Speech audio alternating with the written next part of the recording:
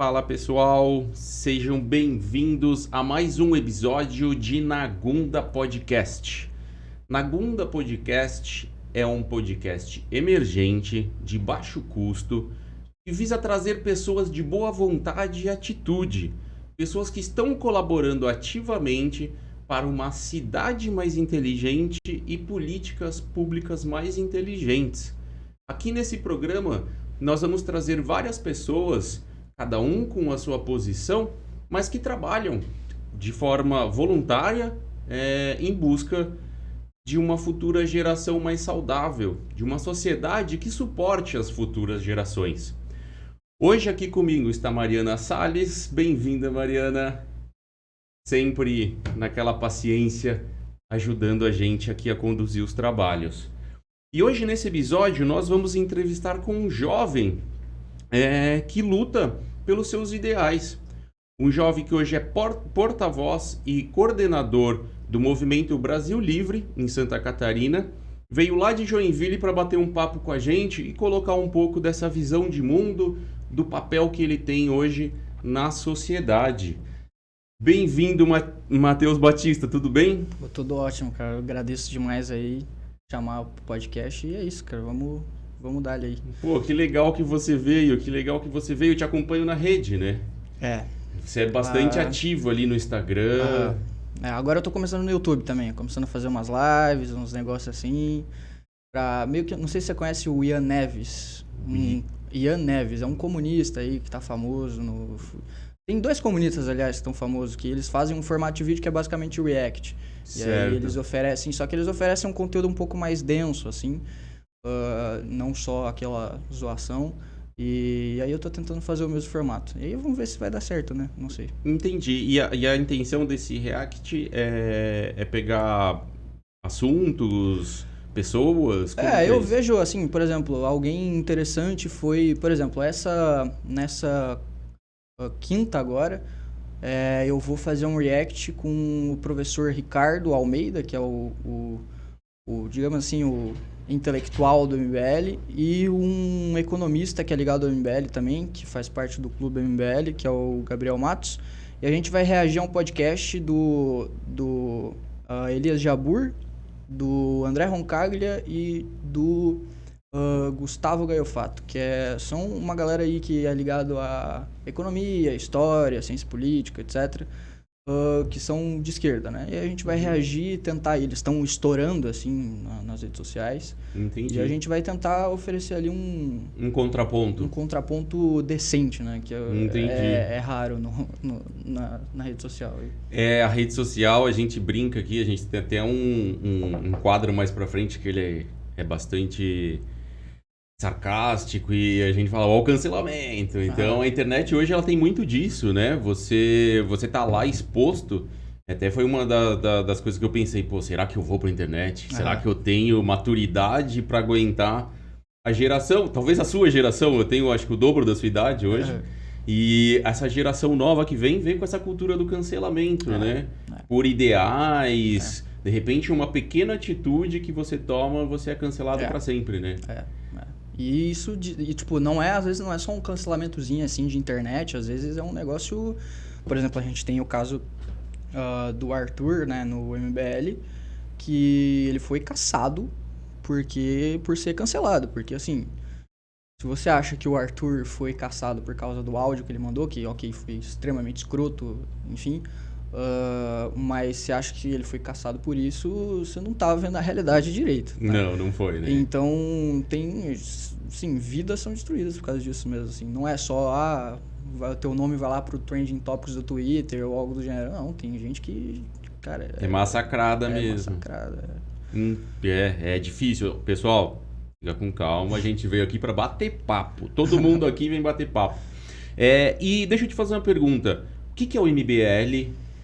Qual que é a proposta do MBL hoje em Santa Catarina? Em Santa Catarina, especificamente? Em Santa Catarina, especificamente. Pode falar do Brasil, acho que vamos começar pelo Brasil, né? Porque o MBL é um movimento novo. Ele surgiu, se eu não me engano, pelo que eu investiguei ali na época da Dilma, né? Isso. Com o atropelamento do Kim ali na rodovia, isso. né? Então, conta um pouquinho pra gente desse... Assim, o surgimento do MBL, ele vem meio de maneira orgânica, assim. Basicamente era um movimento tem até o livro, né? Como que um bando de desajustados derrubou uma presidente, alguma coisa assim. Talvez eu tenha errado uma palavra ou outra do título. Mas basicamente surge de maneira orgânica com alguns moleques que eles estavam simplesmente revoltados com a situação política do Brasil, mais ou menos lá em meados de 2013. E eles começam a fazer manifestações, etc. Antes não era nem com a pauta do impeachment, era simplesmente pautas, digamos assim, antissistema, antipolítica, anti o que estava acontecendo no cenário político atual. Né? Porque a gente tinha vindo de mensalão, de petrolão, etc. Então tinha bastante gente revoltada. Aliás, as manifestações, elas iniciaram primeiramente com tendo como... organizadores à esquerda, que eram as manifestações do aumento da tarifa de ônibus. Dos 20 centavos, Isso, né? dos 20 centavos. Só que aí o negócio foi tomando corpo, e aí simplesmente se tornou um negócio mais antipolítico, antissistema e até mais pra frente anti-PT, né? E aí foi basicamente aí que foi surgindo. Aí a gente derrubou a Dilma, ok? Né? O MBL teve um protagonismo gigante aí, a gente formou o comitê do impeachment, foi a gente que organizou as grandes manifestações, foi a gente que articulou com os deputados para virar voto, etc. Então a gente teve um protagonismo muito grande, o Vem Pra Rua também, etc. E aí beleza, a gente derrubou a Dilma, e eu acho que é a partir daí que o MBL ele começa a tomar rumo como um movimento político que está dentro da política mesmo, assim, que faz política partidária por mais que não seja um partido, né? E não só um movimento social ou algo do gênero. E aí, lá em 2018, a gente vai lançar o Kim, vai lançar o Arthur, né? E aí a gente ganha aí 2 parlamentares. E dali a gente começa a tomar corpo como um movimento quase que partidário. Um movimento político bem forte, né? Isso, e organizado e tal. E aí, enfim, aí teve todos os desdobramentos, a gente rachou completamente com o bolsonarismo, virou oposição ao bolsonarismo, por diversas razões que a gente pode comentar depois. E aí, hoje a gente está aí, 2022 foi bem difícil, mas eu meio que... Assim, o resultado não foi bom, mas se for olhar o contexto geral, eu acredito que a gente se saiu bem, porque todas as alas que não estavam grudadas literalmente com o Bolsonaro ou com o Lula morreram. Se for ver o Novo, por mais que estava ali pulando no bolsonarismo, morreu, porque não era completamente bolsonarista. O Novo é o Zema, né? O Novo é o Zema. O Novo tinha 8 deputados federais, e morreu para 3, né? Diminuiu 3. E é o Marcel Van Hatten, do Rio Grande do Sul, a Adriana Ventura e o Gilson Marques aqui de Santa Catarina. Então eles diminuíram aí de tamanho muito, aí ficou o Zema. E hoje, muito provavelmente, eles vão... Muito provavelmente não, mas tem aí alguns burburinhos que eles vão fundir com outro partido, talvez o PL, para não morrer. Porque hoje eles não têm mais cláusula de barreira, por exemplo, eles não podem mais discursar, não tem mais tempo de líder na Câmara, não tem mais... Então eles estão morrendo. Poxa, e eu vou dizer para você, eu tô com 38 anos, vou para 39. E eu acompanhei o Novo, assim, nos últimos anos aí, pelo ranking dos políticos, né? O Novo sempre estava ali em destaque como os mais produtivos e tal. Até pensei em me filiar ao Novo na época. Mas aí tinha que pagar pra filiar, pagar pra não sei o quê, pagar pra conversar, tinha que pagar pra tudo. Eu falei, eu não tô pra isso, eu queria aprender e compartilhar conhecimento, talvez... Ainda não estou no ponto de financiar nenhum partido, de apoiar, e daí eu acabei saindo fora. E pra mim é triste saber que o Novo hoje chegou no Zema, né? E tá aí sem essa... Caiu bastante, né? Mas em 2022 vocês colocaram o Kim novamente. Bastante votado, né? Não sei se foi o maior. 295 mil. E o Guto, em São Paulo? Foi os dois? Foi os dois só. Então, como eu estava dizendo, a gente, se for ver todos os campos que não estavam extremamente colados ou no Lula ou no Bolsonaro, eles diminuíram de tamanho. A gente não aumentou, mas a gente ficou mesmo. A gente, em 2018, elegeu um deputado estadual e um deputado federal, e foi a mesma coisa que a gente fez agora. Uhum. O Bétega, que era nosso candidato a deputado estadual no Paraná, ele estava saindo pelo Partido Novo. Ele fez 50% da legenda, dos votos da legenda. Ou seja, ele fez mais votos do que todo mundo junto do partido dele. Uhum. E ele só não se elegeu por causa do partido, né? Porque teve gente que fez menos votos que ele e entrou. O coeficiente eleitoral não bateu. Exato, não bateu. E eles não conseguiram fazer uma cadeira e, enfim. Cara, esse lance do coeficiente eleitoral, eu demorei... E eu não consigo explicar. Mas eu demorei um tempo para fazer aquelas contas de quanto que tem que ter para depois tem a nota de corte que divide por... Eu falei, não, gente, complicado. O mais demais. complicadinho é as sobras. Para fazer a conta. Mas o coeficiente é basicamente você pega na quantidade de votos válidos e divide pelo número de cadeiras. É aquilo que o partido vai ter que fazer para fazer uma cadeira. Né? E aí o primeiro mais votado do partido entra e assim... Daí as sobras tem um monte de divisão maluca. A sobra é mais complicadinha. Até eu esqueço às vezes. Cara, e eu sou engenheiro, eu sou bom de conta. Daí eu falei, eu assisti uns 3 ou 4 podcasts, assim, apresentação, porque eu falei, não, o pessoal fala que é difícil, mas não deve ser tão difícil assim. Daí eu falei, é simples. Número de cadeiras, divide. Aqui, por exemplo, eu fui fazer para 2024 em Itajaí, para vereador vai estar em torno de 6 mil o coeficiente. 6 mil? E é bastante, a gente está com 292 mil extraoficialmente. É quase um município de 300 mil Mas habitantes. isso você fez por habitante? Por colégio eleitoral. Por eleitoral, né? É mais ou menos 120 hoje, eu acho, no estado. Ele vai aumentar ali 140, com esse aumento populacional. Mais ou menos, né? 6 mil. Eu falei, 6 mil é bastante voto. Sim, é bastante voto. E além do Bétega, aqui em Santa Catarina teve o Xang, o Samuca, que foi... Eu considerei uma boa votação também. Eu falei pra ele que ele foi a performance, né? A performance dele foi muito boa. Em Itajaí ele só perdeu... Eu acho que no estado a performance dele só perdeu para do Osmar Teixeira, que é vereador de Itajaí. A performance se diz em financeiro. Voto convertido por real gasto. Foi uma campanha muito barata, eu considerei... Você participou, né? Eu era o coordenador do marketing dele, basicamente. Porque esse é meu trabalho, né? Desde os 17 anos eu trabalho com marketing político. É mesmo? Eu fui contratado por um deputado estadual do Novo, aqui de Santa Catarina, quando eu tinha 17 anos, para ser assessor dele, para fazer marketing político. E aí eu saí do gabinete dele no comecinho de janeiro de 2022 para coordenar a campanha de Samuca. Então você está bem preparado. Espero que sim. Espero que sim. Apesar de mais novinho, mais moço, tá bem preparado. Eu considerei uma boa votação, cara.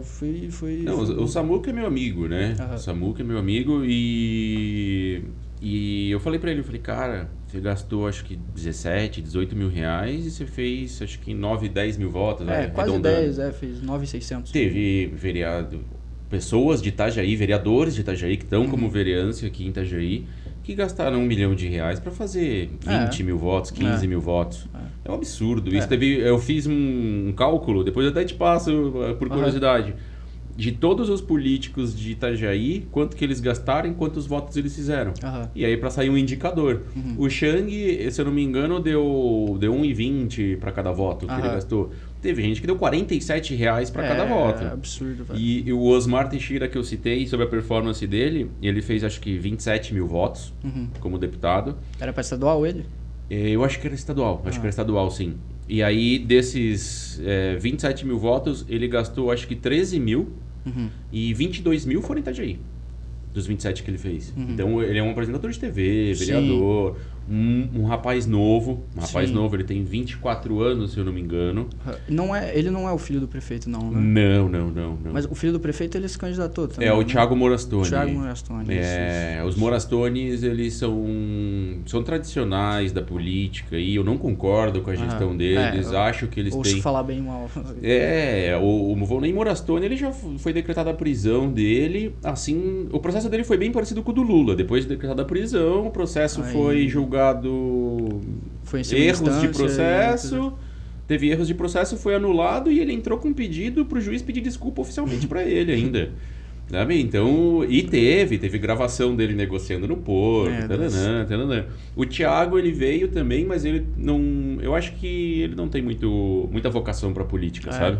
Eu acho que ele não tem mesmo, o Thiago. E o Morastone, acho que é o último mandato dele também agora. O Osmar, ele é do União. Do União. E aí já lembro, eu não conheço ele, mas eu lembro bastante do nome dele, principalmente porque eu morei um bom tempo aqui em Itajaí por causa da campanha, né? Eu lembro um pouquinho dele, assim. O Osmar é um querido, assim, de conversar e de entender. Tem suas limitações, né? De conhecimento, como todo mundo tem. Ainda mais pela experiência que ele tem, né? Curta, né? Quanto mais bagagem você percorre, mais conhecimento você vai ter, né? E aí já surge essa pergunta também, falando de partido. Hoje o MBL ele tá com alguma parceria com algum partido, porque para ser eleito tem que ter um partido. O Guto e o Kim, eles estão da onde? Eles estão no União. No União. É assim, é aquela coisa, né? Basicamente, sempre quando chega a eleição, a gente, isso desde 2018, a gente conversa com algum partido, a gente vê quem que vai oferecer mais liberdade pra gente pra gente agir conforme a gente quiser, e a gente vai com aquele partido, né? Às vezes a gente, por exemplo, em 2020, a gente conseguiu basicamente pegar o Patriotas de São Paulo pra gente, né? Tanto é que o Renato Batista, que foi candidato a deputado estadual lá em São Paulo, que é o 4º suplente agora, ou 3º, não sei, ele era presidente do Patriotas, né? Então a gente conseguiu formar a chapa inteira em 2020 só pro MBL, né? Só que é muito complicado, cara, é muito complicado esse negócio de ter que ficar... Principalmente porque, assim, quando o partido não é teu, é melhor você sair para um partido grande. E aí o partido grande, você, por exemplo, você nunca vai conseguir lançar um candidato a presidente por um partido grande, né? Porque ele já tem todas os meios políticos e arranjos para que se funcione, né? Isso. Então, aí a gente tava no Podemos, né? A gente ia ter o Moro como nosso candidato a presidente, ia ter o Arthur como nosso candidato a governador, aí ia ter 4 deputados estaduais, ia ter 3 federais, e aí saiu o bendito áudio do Arthur, que tudo eu lembro. Acabou com tudo. E aí a gente acabou indo pro União. Daí... Entendi. Só que a gente também tem liberdade... Autonomia, independente do partido. Mas eu digo nos estados também. Tipo, lá na Nacional eles arranjaram com o União, mas aqui em Santa Catarina, por exemplo, a gente estava no Podemos. Sim, lá no Paraná, Podemos. Lá no Paraná a gente estava no Novo, né? Então cada estado tem a sua autonomia ali para ir. Então hoje o partido político é um meio do MBL, exato. Só uma ponte que ele está atravessando. Exato. Não tem vínculo nenhum. Você fala, o Kim tá no União, que é o antigo DEM, corrupto, não sei o quê. Não tem nada a ver. Não à toa, na eleição de presidente presidente da Câmara de Deputados em 2019, o Kim estava no DEM.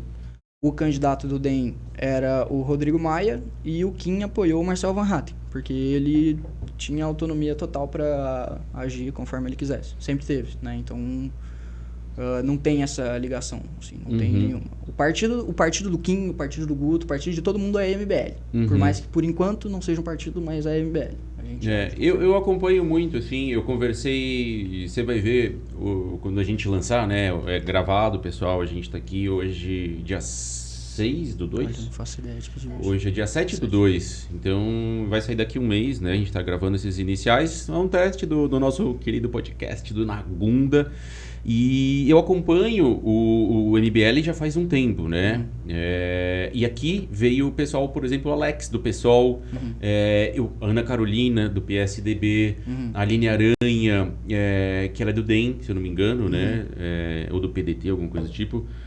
Então eu transito em vários partidos políticos, porque eu, como cidadão e como cientista, eu acredito muito em apoiar projetos e ideias, não pessoas e nem grupos de pessoas. Sim. Porque pessoas mudam de ideia, grupos mudam de ideia, mas a ideia não tem como mudar de ideia. Sim. Né? A ideia continua fixa. Então eu transito bastante. E hoje, vocês falando essa fala sua que o nosso partido é o MBL. O que o MBL prega? É o Estado menor, que eu acompanho um menor Estado, maior liberdades, mas até onde vai isso, esse viés político do MBL? Cara, é bem complicado, tá? Essa resposta ela pode ser bem longa, mas... é que assim, eu vou tentar debruçar bastante sobre a resposta, porque assim, a direita brasileira, ela basicamente foi construída ali na pós-democracia com o Olavo de Carvalho e o Instituto Liberal, certo? O Olavo de Carvalho com as pautas dele e tal, que culminou no final na invasão do 8 de janeiro, porque o Olavo sempre teve essa pauta. O Olavo ele fazia o diagnóstico correto do maior problema brasileiro, que é que ele é dominado por oligarquias desde sempre. Isso você vai ver em diversos livros famosos, como o do Sérgio Buarque de Holanda, do Raimundo Faoro lá. E esse diagnóstico é correto. Acontece que a ideia dele para conseguir mudar isso partia de uma tal de revolução popular. E isso você teve diversos ensaios ao longo da ascensão da direita desde 2013, mais ou menos. Você teve aquela revolta dos caminhoneiros, a greve dos caminhoneiros. Sim. Você teve a greve dos policiais militares lá no Espírito Santo. Você teve vários 7 de setembro, onde... teve 2, né? Onde teve alguns ensaios ali de tentativa de invadir o Congresso, o STF. Então, teve vários ensaios dessa tal de revolução popular, que basicamente é uma intervenção inconstitucional, e, enfim. E na parte da economia, você tinha o Instituto Liberal, que vinha com uma pegada extremamente forte da escola austríaca, né? Da galera que é libertária, ANCAP e tal. Acontece que a gente é diametralmente contra a tese do Olavo de Revolução Popular, e a gente também vê que a tese libertária em economia não funciona. Não é aquilo que já foi refutado há muito tempo, não é aquilo que é discutido nas melhores universidades do mundo, não é levado a sério em nenhuma universidade do mundo. Então, a gente basicamente não é isso. É o que eu sempre falo. O que a gente não é isso. Agora, a gente quer reconstruir uma direita. Que direita? Uma direita que tem o mesmo diagnóstico do Olavo, que é que o Brasil é dominado por elites. Eu não falo só de elite política, também tem a elite política, mas tem a elite financeira, a galera ligada ao mercado financeiro, etc. Tem a elite empresarial também, grandes empresários que estão envolvidos diretamente na política, etc. Tem a elite intelectual, a galera das universidades, etc., da academia. E é uma elite, assim, porca. É uma das elites mais nojentas do mundo, assim. E, basicamente, se for assim, pegar o maior objetivo do MBL é destruir essa elite. Destruir essa elite. Agora, você tem que destruir essa elite e vir com alguma tese por trás. Porque se você for destruir a elite, chegar lá sem nenhuma tese decente pro país, você é simplesmente um projeto de poder que vai chegar lá e vai se transformar em outra elite porca e que não vai fazer nada. Só vai trocar de mão o Exato. poder. Então, a gente tem que construir uma tese. E, sendo completamente sincero aqui, a gente não tem essa tese ainda. Entendi. E como é que a gente vai montar essa tese? É o tal do livro amarelo. O que é o livro amarelo? Vai ser um trabalho de um bom tempo aí, alguns anos, onde a gente vai fazer um site do livro amarelo e a gente vai ter tipo uma aba de inscrição lá, onde você vai mandar a tua experiência na gestão pública, o teu currículo, se tu é doutor, se tu é mestre, é formado em não sei o quê, e no que você gostaria de contribuir. E basicamente a gente vai pegar várias pessoas, vai fazer uma peneira ali, vai ver no que você é bom e vai dividir em grupos. E aí a gente vai botar essa galera para pesquisar sobre meio ambiente, sobre economia, sobre educação, sobre infraestrutura, enfim, sobre todas as áreas do conhecimento possíveis para formar uma tese decente para o país. Então não é algo que vai sair top-down, é algo que vai sair de baixo para cima, sabe? A gente vai pegar a galera, vai estudar, vai pegar uma bibliografia extensa, e basicamente assim, no primeiro ano vai ser só material de pesquisa bruto. E para a gente tentar chegar em alguns consensos, né, algumas convergências. E aí, a partir dali, a gente vai começar a redigir o livro amarelo, que vai ser basicamente a tese do MBL. Porque eu vejo o nome, né? Movimento Brasil Livre. Eu vejo essa questão da escola austríaca, das liberdades e tal. Assim como eu vejo outras vertentes de governo, cada um tem seu potencial. Sim. Mas talvez sozinho elas nunca funcionam. Talvez eu conversei nos bastidores com o Alex outro dia. Talvez a gente pegue tudo isso aí, bota no liquidificador, passa uma peneira e vai sair 2 ideias daqui, 2 dali, 2 dali, 2 dali. A gente junta tudo e vai ver que, pô, nem tudo desse lado é ruim, nem tudo desse meio é ruim, nem tudo desse outro lado é ruim. E aí você junta, justifica um pouco a minha fala de não apoiar pessoas, apoiar mais ideias, né? E aí juntar isso e fazer um plano. E o plano de vocês, aproveitando a sua resposta, é transformar esse livro amarelo em um partido político? Sim. Na realidade, o livro amarelo vai ser a sustentação ideológica do nosso partido, né? Então, esse vai ser o nosso projeto de país e o partido vai ser o meio com que a gente vai implementar esse projeto de país. Eu acho muito legal isso, porque, na verdade, pensa bem, a gente tem aí, desde do direito ao voto, né? Do surgimento dos partidos e tal, basicamente as mesmas pessoas, as mesmas vieses, né? A gente nunca tem um meio termo. Sim. Então, ou é um ou é outro, ou é um ou é outro. Aparece de vez em quando algumas pessoas que se destacam. O Álvaro foi uma que eu gosto bastante das falas dele, né? E surgem algumas, mas elas logo passam. Sim. Então sempre foi muito direita-esquerda, direita-esquerda, direita-esquerda, direita-esquerda, né? E eu acho interessante que você se posicionou como uma terceira via, né? Na eleição vocês fizeram isso agora, Sim, né? E não apoio nem lá nem cá, porque para mim os dois são corruptos. Isso, e autoritários. Eu compartilho também dessa visão. Foi até um argumento que eu usei bastante durante a eleição. O pessoal vai perguntar para mim, pô, lado de cá, lado de lá. Eu falo, meu, quem você votou? Quem você votou? Eu falo, meu, não importa em quem eu votei, mas se eu votei em alguém, eu não tenho orgulho disso, porque os dois são corruptos. Sim. Foi um argumento que eu sempre bati na tecla e nunca apoiei nenhum dos dois lados, né? Sim. Sempre fiquei também, vai em cima do muro, que nem o pessoal fala, né? E agora para montar o partido político. Como que se faz isso? Vocês vão ter um puta trabalhão, porque eu lembro da Marina Silva, né? Eu acho que foi o último partido que se criou, assim... Não, o último partido foi o UP, se eu não me engano. Foi o quê? UP, Unidade Popular. Sério? Existe?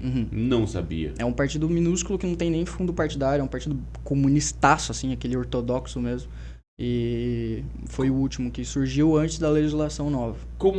Antes da legislação nova? Porque a legislação nova, ela pede para que você tenha um baita trabalho para conseguir, né? Antes já era um baita trabalho, agora... Piorou um pouco? Piorou, Basicamente, o que essa legislação nova trouxe é que você tem que formar o partido, você tem que conseguir as assinaturas do partido em 2 anos. Antes você podia ficar lá captando e... Por uma eternidade, sem Hoje prazo. você chega a 499 mil assinaturas, que precisa de 500 mil, e dá os 2 anos, você tem que recomeçar tudo de novo.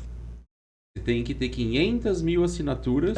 Em 2 anos. Em 2 anos. E assim, tem mais uns poréns que agora eu não vou saber te falar direito, que é tipo, você tem que ter X números em X estados, um negócio assim, que eu não lembro direito como é que é. Tem um coeficiente pra isso também. Tem um negócio lá. A gente tem essa legislação bem complicada, né?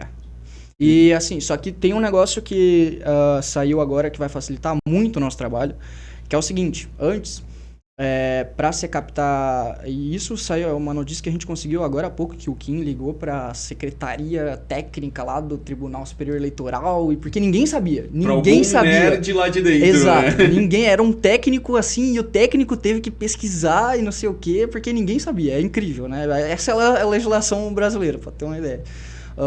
E aí a gente descobriu que vai poder usar o e-título para fazer a assinatura. Então facilitou bastante, porque antes a gente tava projetando de captar 1 milhão de assinaturas. Por quê?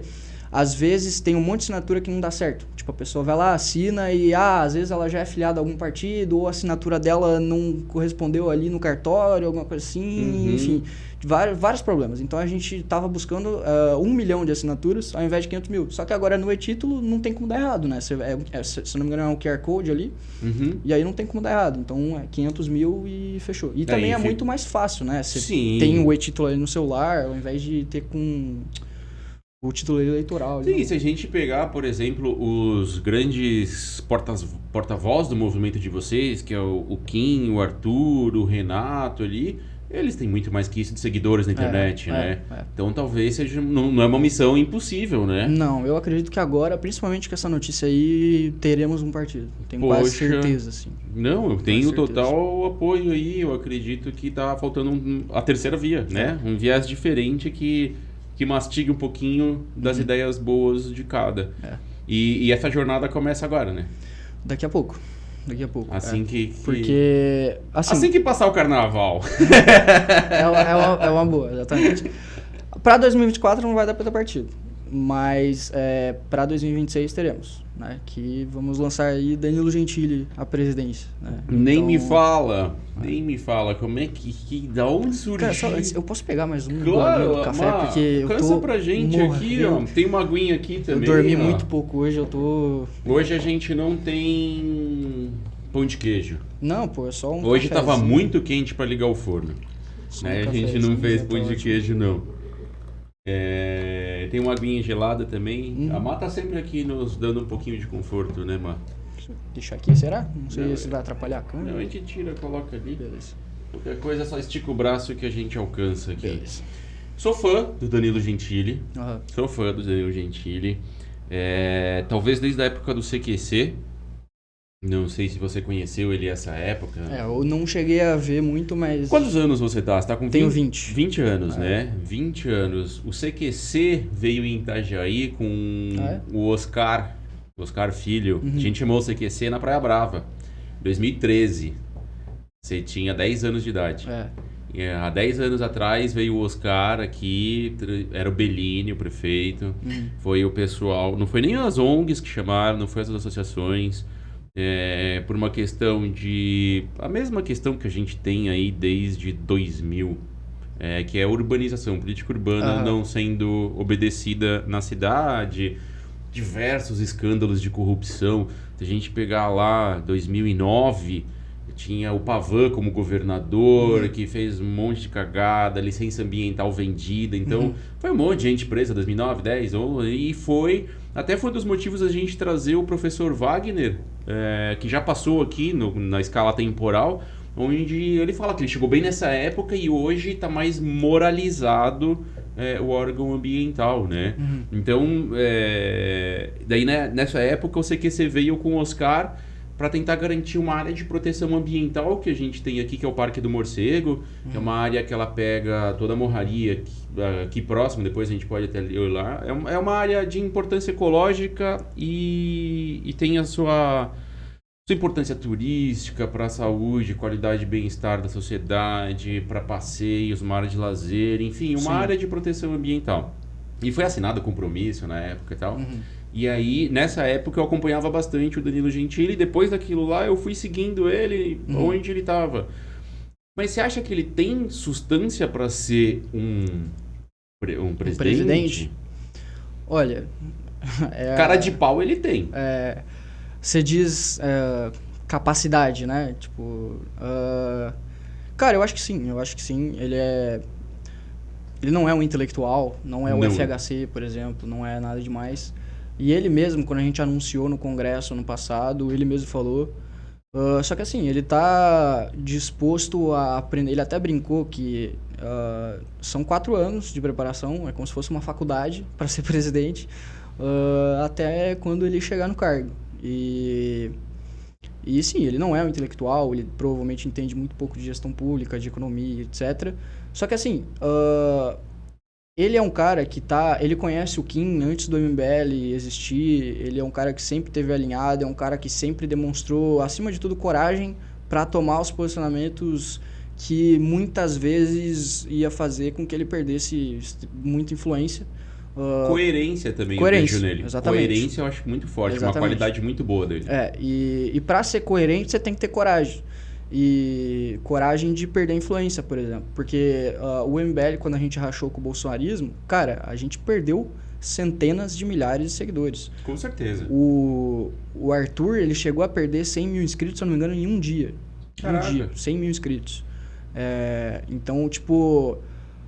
eu acho que para reconstruir a direita, depois de Bolsonaro ter matado ela, a gente precisa de gente com coragem, gente que está disposta a perder. né? Gente que tá disposta a perder influência, perder dinheiro, perder, sabe? E o Danilo é uma pessoa, uma dessas pessoas, sabe? E ele sempre esteve alinhado ideologicamente com a gente, e além dele ser um dos maiores comunicadores do Brasil, o talk show dele é o quarto maior late night do mundo. Ele é conhecido entre as classes mais baixas, né, o que é algo que a direita até hoje não conseguiu infiltrar direito, né, não conseguiu chegar nas classes mais baixas direito. Então ele é muito fluente com essa galera. É só ver quem que é o público dele, quem que é o público que assiste ele, né? Porque o SBT, ele tem a característica de ter um público de faixas de renda mais baixas. Então, e é justamente o público que assiste o Danilo. Então ele consegue chegar, por exemplo, no Nordeste, coisa que a direita não conseguiu fazer ainda, né? Então, ele é um baita comunicador, ele é extremamente influente no Brasil. E ele é alinhado, sabe? Ele é alinhado, é corajoso, e eu acho que ele é o melhor nome possível hoje. Claro, cara, ele não é o Churchill, ele não é a Thatcher, não é, sei lá, o Reagan. Mas, cara, eu acho que ele é o melhor nome possível que a gente tem hoje pra botar nessa batalha aí, entendeu? Ele tem uma posição de líder, né? Eu vejo ele, apesar das piadas e tudo mais, você vê que as pessoas em torno dele, e até nos history ali, que é mais uma vida pessoal dele, às vezes ele coloca alguma coisa ou outra ali, no próprio programa dele, as pessoas que estão ali em volta, mesmo com as piadas e às vezes algumas coisas que as pessoas destoam, acham preconceituosas, alguma coisa, você vê que as pessoas admiram ele ali perto, sabe que tem o tom de brincadeira, que ele é humorista, tananã, mas dá pra ver que ele tem uma liderança e uma coerência nas falas dele. Sim. Alguns pontos ali, aquele especial que ele fez sobre os políticos ali em Curitiba, alguns anos atrás, que ele pega uma motosserra e corta todos os processos no meio. Pô, aquilo tem que ter coragem para fazer, porque provavelmente todos aqueles processos duplicaram de tamanho depois daquele programa, né? Então, como eu disse, ele tá disposto até a perder dinheiro, muito dinheiro. E aí vocês se uniram, então, MBL, Danilo Gentili, com a intenção de montar esse partido e concorrer à presidência em 2026. O Danilo não só vai ser nosso presidente, como ele está ajudando a montar o partido, né? A gente vai fazer vários eventos ao redor do Brasil para conseguir assinatura, etc. E o Danilo vai estar junto.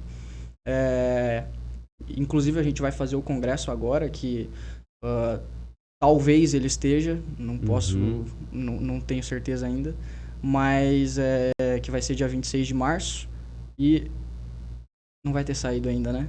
26 de março, vai sair dia 26 de março. Vai sair dia 26 de março, né? Então, talvez, né? Quem sabe ele esteja por aí. Os cortes vão sair antes. Se eu não me engano, você vai dia 22 em Floripa e 26 em Joinville? Não, é 24 em Criciúma, 25 em Floripa e 26 em Joinville. O congresso da MBL. O congresso é em Floripa, dia 25. Aí a gente vai fazer uns happy hours em Joinville e em Criciúma. É verdade, alguém me mandou essa arte, me convidou para ir até. Eu vi, 20. Vai sair bem junto com o seu. Com esse capítulo de hoje. Então daí a gente já vai ter, de repente, a gente lança lá, o Danilo chegou, não chegou, no dia do congresso. E hoje agora, vocês têm essa missão, partido político, Danilo Gentili, que não é uma pessoa que está acostumada com a política, mas a gente também tem o papel de Santa Catarina. Sim. Né? Que até nosso podcast aqui ele é até mais regional por conta disso, né? A gente quer ver essas pessoas de atitude aqui. Sim. E o MBL Santa Catarina, hoje como que tá? Vocês têm pretensão, tem as eleições aí 2024. Como que vocês estão se posicionando hoje? Como que tá no estado? Tá forte, não tá? Fala um pouquinho até pro pessoal saber até onde o MBL tá chegando e saber quem são os porta-voz, quem quiser participar também, como um movimento, acho que é um movimento livre para as pessoas poderem participar. Fala um pouquinho de Santa Catarina. Cara, Santa Catarina, depois da Nacional, é o maior núcleo que existe no Brasil, né? Porque a gente tem caso a galera aí não saiba como funciona o MBL, a gente tem a Nacional, que é o Renan, é o Kim, o Arthur, etc. A galera que é famosa do MBL. E a gente tem núcleos estaduais e municipais. Em todo o estado tem pelo menos alguém tocando ali. E hoje em Santa Catarina é o núcleo mais forte que a gente tem, de todos, assim. Porque a gente tem escritório, a gente tem funcionário, por mais que seja uma estrutura muito precária ainda, mas a gente tem, né? A gente tem escritório, tem funcionário. Deixa eu só fazer uma aspas aqui, corta pra mim, Má. Corta pra mim porque eu preciso fazer uma aspas que o fato de ser precário, baixo custo, não interfere. Vou repetir uma fala do Danilo Gentili, acho que foi dele, mas 80% de tudo é boa vontade.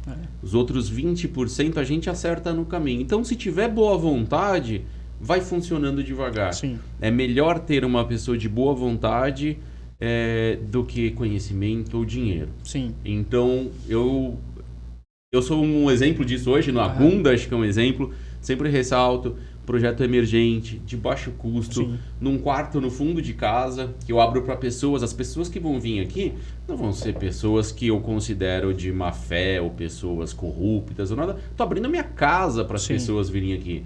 Então o Nagunda é um projeto que envolve diversas pessoas, mas ele tem essa vertente, né? Sim. Então, baixo custo, a gente tem câmeras, vocês vão ver que tem alguns episódios que travou, às vezes tem um chiadinho no microfone, mas a gente tá de boa vontade, né, Má? Mas isso dá até no Flow Podcast, imagina problemas técnicos, então...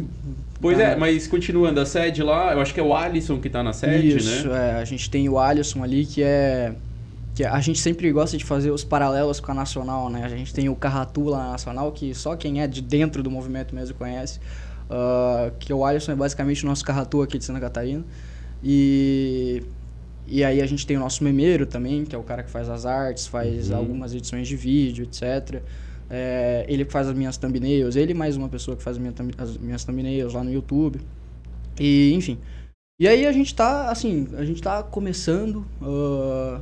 E, como você disse, cara, com muita garra, assim, sabe? Tipo, eu já tive a oportunidade de ganhar muito dinheiro trabalhando pra gente da política que tá aí tradicionalmente já há anos.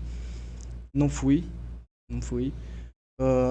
Podia trabalhar muito menos, ganhar muito mais, mas não fui, né? Inclusive, hoje eu tô tentando me virar com o dinheiro que eu recebo de rede social, porque, como eu disse, né? Eu comecei a trabalhar com 17 anos para o deputado estadual lá do Novo. A partir dali saí de casa, fui morar em Floripa, já comecei a me sustentar, e etc, completamente independente. Aí depois com o Samuca também, a mesma coisa. E hoje eu tive que voltar para casa dos meus pais, que eles moram em Itapoá, que não sei se você conhece. Conheço, uma cidade linda, adoro Itapoá. Eu gosto muito de lá também. Pacato.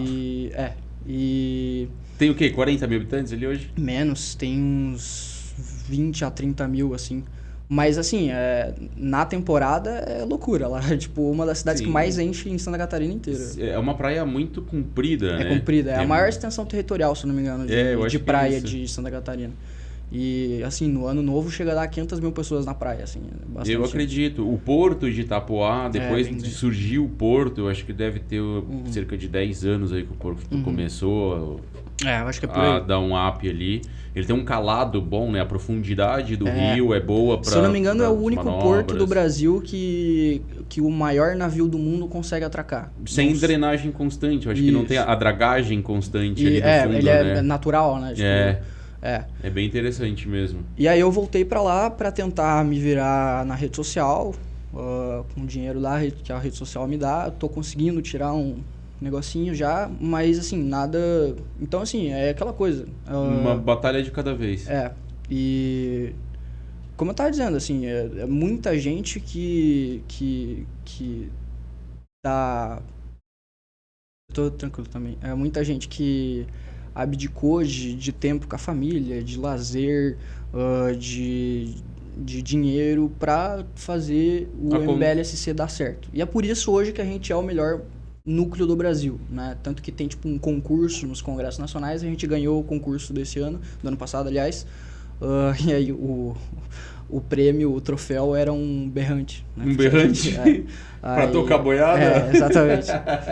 Aí tá lá no... Tem que tirar um sarro? Tá lá, Aí tá lá no escritório nosso lá. E aí é isso, cara. Aí a gente teve o Samuca em 2022 como candidato. E em 2024 a gente pretende lançar alguns vereadores. Aí garantido hoje só tem eu e o Juliano lá em Palhoça. Eu em Joinville e o Juliano em Palhoça. E provavelmente vão surgir mais quadros aí pra gente lançar. Sim, ótimo, ótimo. Eu acho que tem que ganhar espaço. Eu acredito muito no trabalho regional. Eu bati na tecla várias vezes e continuo batendo que tem que fazer um trabalho regional. A gente tem coisas muito importantes acontecendo nos municípios. Como é o nosso caso aqui em Itajaí. Em Itajaí, cara, eu acho que esse final de ano foi bastante conturbado. Bastante conturbado. A gente tá com o porto vazio. Sim. Por umas questões esquisitas ali, dos Morastone, de atitudes, enfim. A gente teve audiências públicas, votações de leis importantes. Como o estudo de pacto de vizinhança, foram 3 audiências públicas. Agora está vindo o plano diretor, que está caminhando de forma estranha. O plano diretor é extremamente importante. Extremamente importante. E eu acho que tem a ver até com a minha próxima pergunta. Vocês têm uma academia. E na academia, você passou pela academia. E nessa academia é uma universidade, é um curso... E lá vocês aprendem o quê? Quanto tempo? Você pode dar um geral pra galera? Cara, basicamente você entra, tem 2 anos, né, atualmente. Você entra no primeiro ano da academia e lá dentro da academia você vai ter várias aulas de vários assuntos. Você vai ter os assuntos teóricos, que é tipo ciência política, economia, administração pública, filosofia política. Para mim, a minha matéria preferida é de filosofia política, do professor Ricardo. E enfim. E aí tem as matérias práticas também, que é de organização de militância, de marketing, de redes, enfim, aí tem as matérias práticas.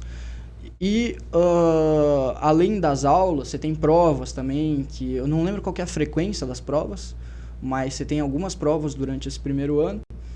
E aí você tem que passar, né? Você tem que atingir uma boa nota. E também tem as atividades práticas. Você vai ser incluído em alguns grupos de pessoas de diversos lugares do país. E nesse grupo você vai ter que fazer algumas atividades. Como, por exemplo, você vai ter que redigir um projeto de lei, tanto municipal quanto estadual, e vai ter que arrumar alguma forma de conseguir protocolar esse projeto ou numa assembleia ou numa Câmara de Vereadores, ou, se você for muito pica, na Câmara dos Deputados, né? E aí você vai lá, faz... você tem, por exemplo, algumas de, por exemplo, conseguir sair em algum jornal local de alguma maneira. Tem alguns desafios, algumas tarefas. Você tem, por exemplo, fazer um Mamãe Falei, né? Que Mamãe Falei hoje virou um adjetivo. Virou algo assim. E, inclusive, a gente até brinca, né? Que o Danilo Gentili foi o primeiro Mamãe Falei da história, né? Com o CQC. Porque ele fazia o Mamãe Falei antes do Mamãe Falei existir. E, enfim. E aí você vai ter essas atividades práticas. Então, é basicamente uma formação de militância mesmo. Não é só um cursinho e tal. Não, é formação de militância. Você vai ter também campeonatos de debate, você tem as aulas de debate, que é o Kim que dá aula. Então, é formação de militância mesmo. Cara, o Kim, ele é muito bom mesmo em debate, ele né? É bom, cara. Ele é um nerd, eu acredito que ele seja muito nerd. Ele é. Que ele não...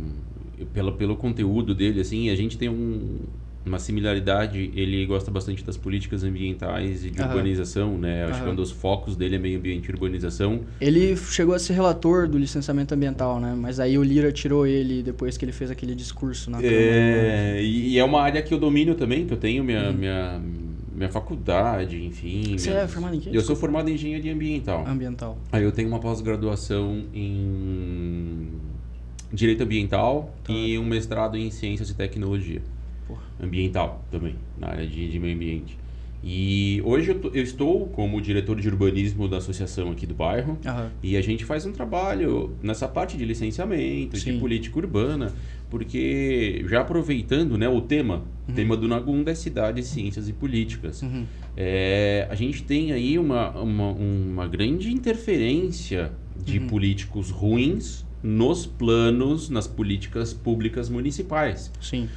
Então hoje no arranjo do município a gente tem os conselhos, tem a Agenda 21, então tem o Conselho de Meio Ambiente, tem o Conselho de Desenvolvimento Territorial, de Saúde, e esses conselhos são formados por associações da sociedade civil organizada, né? E buscam então fazer a criação para chegar então à gestão de um parque, de uma área natural, levar problemas e projetos para frente, para uma câmara, para uma secretaria. Sim. Então esses comitês, esses conselhos são bastante importantes para as cidades, para os municípios, né? E hoje a gente tem então no município essa criação, políticas públicas, ela tem que ser feita de forma participativa, democrática, né? Participativa. E a gente tem o final, que é o que os vereadores colocam em pauta. E muitas vezes falta coerência.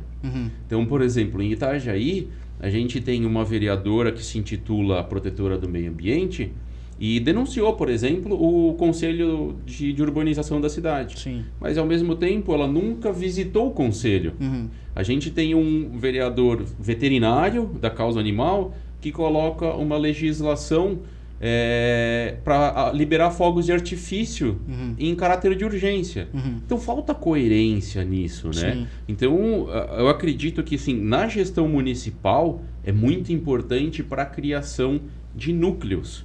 E vocês participam, hoje você falou, Santa Catarina é um dos maiores núcleos do MBL. Vocês têm corpo já para isso, para estar participando? Vocês têm algum conselho, alguma coisa expressiva hoje que o MBL está participando? Olha, a gente já participou mais.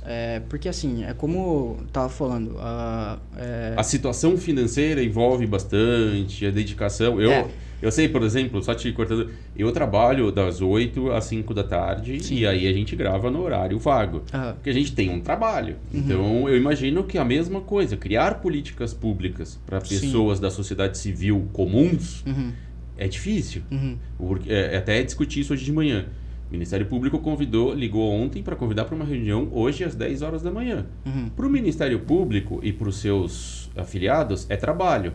Para nós, eu estou trabalhando. Sim. Eu teria que pedir dispensa para ir até lá. E aí, como que vocês estão hoje? Cara, a gente já teve muito mais envolvido na política, tanto municipal quanto estadual. Tanto que em 2021 teve a reforma da Previdência lá em Joinville, e aí a gente estava bem envolvido, a galera do MBL Joinville e do Novo, que a gente naquela época era mais amigável a relação, e porque o prefeito de Joinville é do Novo, né? Então tinha uma base boa do Novo lá. E aí a gente estava envolvido, a gente estava apoiando a reforma da Previdência, e tinha os sindicatos, e enfim, que estavam indo contra, e super tretas, né? A gente chegava para entrar na Câmara de Vereadores, tacavam um ovo na gente, chegaram a fazer uma corrente humana, assim, pra gente não entrar. Caraca! Se eu não me engano, na última votação, a gente teve que sair escoltado pela PM, pela Guarda Municipal. Eles levaram a gente até a BR, porque a galera tava... Virou briga de torcida. E simplesmente não queriam deixar a gente participar do processo. Porque como o argumento deles é que a reforma da Previdência é municipal, vai atingir os servidores municipais, então quem tem que falar alguma coisa sobre isso é a gente, não vocês. Mas, porra, a gente é cidadão, a gente paga imposto municipal também, então a gente tem poder de decisão e poder de articulação, e etc. Então a gente estava lá para articular, para pressionar, e enfim. E, nossa, a Câmara de Vereadores era uma loucura, não deixavam falar, os vereadores que iam discursar a favor eram linchados pelos servidores aliás, não era nem muitos servidores, era mais a galera do sindicato mesmo. A galera radical. A galera bem radical. E falaram que eu vim, como naquela época eu trabalhava pro deputado do Novo, falaram que eu vim a mando do deputado pra fazer, sendo que eu nem tava lá pelo Novo, eu tava lá pelo MBL, né? E também como cidadão de Joinville, obviamente. Então, cara, a gente já foi muito mais envolvido com a política municipal, mas diante, né, principalmente em 2022, que a gente teve campanha, e diante de todas as turbulências nacionais que ocorreram, a gente, como a gente não tem muitos funcionários, por exemplo, não tem muita grana ainda pra galera ficar, tipo, 24 horas por dia fazendo política, né, porque a grande maioria...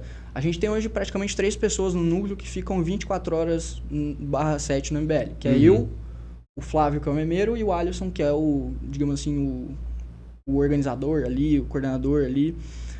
Então, e o resto é tudo voluntário, que tem os outros afazeres. Eu tive uma conversa breve, uma participação com o Brian. O Brian aqui de Itajaí. É um piazza também moleque muito bom, novo, que nem tu, né? Quando deu a enchente ali, 20 de dezembro, Marco, foi a enchente, né? Foi um pouquinho antes do Natal, teve uma chuva forte, acho que todo mundo recebeu essa chuva aqui em Santa Catarina. E tivemos muitos desabrigados, e aí conheci o Brian, ele estava numa ação junto com o MBL de Camboriú, Andrews, junto com o Andrews, encontrei com eles, levei eles nos abrigos ali, apresentei a secretária social, de assistência social na época, que eles queriam fazer uma ação, fizeram uma baita ação, arrecadaram, levaram alimentos pra galera. E eu falei, porra, a galera com 20 anos aí, proativa, na boa vontade, o cara pedalou de bicicleta, eu acho que deu uns 18 quilômetros pra ir lá no negócio, pra ele conhecer, e ir de calça jeans, assim, ó, indo trabalhar, sabe? Pra ir lá conhecer a secretária, ver, ó, vocês estão precisando do quê? O que eu posso fazer pra ajudar? Sim. Daí foi, no dia seguinte, acordou cedo, foi lá no mercado, fez campanha ali no mercado, pô, o pessoal tomou arrecadando. E no momento ele falou, né, na ocasião que ele era do MBL ou nada do tipo, aí fez depois a divulgação dos resultados, obviamente, porque acho que precisa, né? Mas uma pessoa de muito boa índole, assim, me pareceu, e boa vontade, que é aquilo que a gente falou, né? Sim. E já aproveitando o gancho, a maior parte de vocês são muito jovens, né? Sim. O MBL hoje, ele tem muita adesão de jovens. Sim. A faixa etária, eu não sei se vocês têm esse dado, mas deve ser muito baixa a faixa etária de vocês, né? Digamos de 15 a 25, acho que é a maior faixa etária. E você não vê isso como um problema? Ao mesmo tempo que é bom, porque é uma galera muito engajada nas redes sociais, é ruim também porque tem uma faixa gigante da população que a nossa linguagem ainda não conseguiu chegar muito. Inclusive é algo que a gente discutiu no congresso do ano passado, se é um problema de estética, se é um problema da mensagem mesmo que a gente carrega, não sei. É algo que a gente tem que discutir. Talvez o pessoal mais velho, tipo eu, assim, não eu tenho muita coerência, não concordo com tudo do MBL, com certeza não. Mas eu concordo com muita coisa, até ressalto aqui, eu falei pro Alex, acho que vocês viram no último episódio, concordo também com algumas coisas do que ele falou, mas o fato de eu discordar não faz com que nos tornemos inimigos. Sim. Porque hoje, nessa situação delicada, até já emendando já uma terceira pergunta, uma situação delicada, onde a gente tem um radicalismo. Se você não é 13, você é 22. Se você não é 22, você é 13. Sim. Eu vejo bastante o Guto entrevistando as pessoas lá na Paulista, e as pessoas, quando você discorda de um ponto, você automaticamente, se você não é 8, você é 80. Sim. Por fanatismo. E vocês agora, uma preocupação que eu tenho, por ser um público muito jovem, o MBL não tem medo de estar criando um fanático diferente? Cara, eu acho que não, até porque... assim, eu acho que é diferente o militante do fanático, porque assim, a gente vai errar, a gente já errou muito, né? O Arthur, por exemplo, foi um erro crasso, né? O áudio do Arthur. Só que assim, você tem que analisar o contexto, né? Na minha opinião, hoje, o MBL é o melhor projeto de país que existe. Então, cara, tudo bem. Por exemplo, o exemplo do áudio do Arthur. O áudio do Arthur foi horrível? Foi horrível. Mas aí você vai deixar de apoiar o MBL só por causa disso? Não. E se não deixar de apoiar o MBL por causa disso é ser fanático, é ser gado do movimento? Eu acho que não. Eu acho que o Arthur fez merda. Você vai lá, fala, não, Arthur, você fez merda. Ele mesmo falou, eu tenho que ser punido por isso. Ele falou que tinha que ser punido por isso. Mas você vai continuar apoiando o melhor projeto de país que existe. Então, essa é a minha opinião. Assim, primeiro, tem uma diferença entre fanatismo e um militante do movimento. Né? Porque tem muita gente que é alinhado com a gente, mas quer ficar fazendo demonstração de virtude em rede social, sabe? No público. Ou tipo assim, sei lá, o Kim, por exemplo, lá, aquele negócio do Kim, né? Que falaram que ele estava fazendo apologia ao nazismo. Mano, é óbvio que ele não estava fazendo apologia ao nazismo. Talvez ele falou de uma forma errada, ok. Mas aí a gente lá, que era alinhada com a gente, que estava no nosso campo político, assim, que não queria nem Lula nem Bolsonaro, por exemplo, e é um campo que já era fraco e precisava se fortalecer, e aí o cara ia lá só para demonstrar virtude no Twitter, porque o Kim não sei o que. Cara, não, velho. Não. A internet tem essa questão de lacração e cancelar. Exato, a internet é um mundo à parte. A internet é um mundo à parte. É um mundo à parte. Tem muita gente, na minha época que eu jogava online, enfim. Eu tô da época que não tinha CS, né? Que a gente jogava o Warcraft 1, que era pixelado, enfim. E daí a gente foi evoluindo e a gente jogava na internet. E na internet as pessoas se cresciam. E daí você olhava aquele o primeiro do ranking do jogo que você jogava e falava, nossa, o cara deve ser o Rodrigo Hilbert jogando, né? Daí chegava lá, era uma criancinha de pijama que jogava bem, mas lacração. Sim. Hoje é isso, eu não entendo nada de economia, eu nunca pesquisei esse assunto, mas eu vou fazer um baita textão com o que eu acho. Nossa, e é o que eu mais vejo, cara. Galera, é o famoso efeito Schrödinger, eu não sei como é que se pronuncia isso. Que a galera vai lá, lê o Pondé, por exemplo, chama de inteligentinho, né? Que é o cara vai lá, lê 2 livrinhos e acha que já é o super intelectual da parada, sabe? E aí ele quer dar opinião sobre tudo, ele é especialista sobre tudo. E, cara, hoje eu, por exemplo, eu faço faculdade de economia e faço faculdade de gestão pública. Cara, tem muita coisa que o cara chega pra mim e eu falo, cara, eu não sei. E eu não vou ficar dando pitaco sobre o que eu não sei. Exato. Então, tipo, cara, e tem gente que acha que sabe de tudo, sabe? Tem que dar uma opiniãozinha de tudo, né? É complicado isso nessa internet de hoje. E aí, daí você vai lá, escreve aquele textão, e aí você cai na graça, ou se você é de um movimento de graça, aquela graça vai pra cima. Então você vai ser exaltado. E eu acho que essa busca pela exaltação na internet faz com que exista um monte de gente cagando regras na internet, né? Tem muita gente e esquece de viver socialmente, sair na rua, enxergar os problemas da cidade, das pessoas, conviver com as pessoas, porque acaba virando cabresto, né? Sim. Você acaba vivendo naquele globinho, aquele globinho vai se fechando e acaba virando o fanático, né? Que a gente estava falando antes. E é um negócio que, assim, sobre o livro amarelo lá, por exemplo. Por que a gente quer fazer dessa forma? Porque a gente não quer que seja algo dogmático, sabe? Do tipo, eu sou liberal, então eu vou ficar pesquisando coisas que favorecem o meu espectro político. Sabe, do tipo, pra simplesmente justificar aquilo que eu já penso. Não, a gente vai ir sem um norte político. A gente vai ver muito material, a gente vai estudar muita coisa, vai ver o que funciona, principalmente para a condição brasileira, e aí a gente vai adotar aquilo, sabe? Não é liberal? Ok. Funciona. Tá vendo? Então, tipo, é isso. Então, tipo, e tem muita gente... E assim, eu já fui essa pessoa, sabe? Do tipo, eu comecei a estudar política, economia também pela galera da escola austríaca. Porque é algo que era ainda muito difundido no Brasil. Sim. E aí eu ficava buscando argumentos para justificar aquilo que eu já pensava, ao invés de ver o que de fato funcionava. Sabe? Sim. Então, e hoje isso já mudou. Tipo, hoje tem muita coisa que eu não sei. Assim. Como cientista, eu acredito, a gente conversou aqui o nosso primeiro episódio foi com o Daruan. E ele veio explicar o que era ciência. E uma das primeiras coisas que ele falou é sobre a hipótese, o objetivo e o falsear aquela metodologia, falsear aquele resultado. Então, por mais que você acredite naquele resultado, tente falsear ele, tente tornar ele errado, mostrar o que ele está errado. E talvez se você buscar o contraponto, às vezes você aprende mais. Tem as estimativas contrafactuais e tal. Isso. E sim, eles não buscam fazer isso, né? Principalmente se for pegar agora da escola austríaca mesmo, eles não têm método, né? O método deles é dedutivo, é tentar, sei lá, através da lógica chegar a alguma conclusão. Porque não tem um método científico claro, etc. Na economia ortodoxa, hoje, você vai lá, você tem os modelos econométricos, você vai lá, joga um monte de dado e tenta extrair alguma conclusão daquilo. E na escola austríaca não tem isso. Dentro da base de política urbana, a base da política urbana ela é a Constituição, no 182 e 183 ali da Constituição.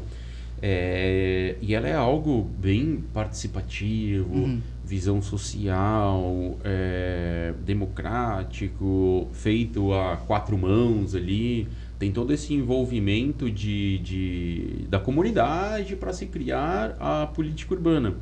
E aí, quando eu fui, nesse decorrer que eu estava estudando, eu fui na escola austríaca tentar entender o que ele entendia sobre posse e propriedade.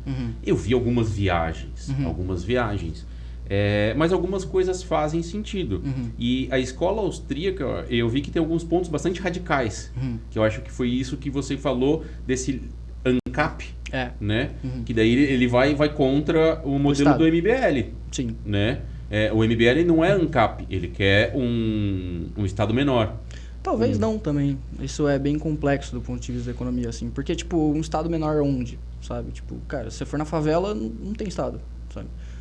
Eu acho que lá você precisa, na realidade, de mais Estado na favela, sabe? E também é algo muito complexo, assim, do ponto de vista da economia. Porque, cara, se tu for ver na Coreia do Sul, por exemplo, tá tudo ok, eu continuo falando. Pode continuar. Se tu for ver, por exemplo, na Coreia do Sul, né, você tem o milagre coreano, né?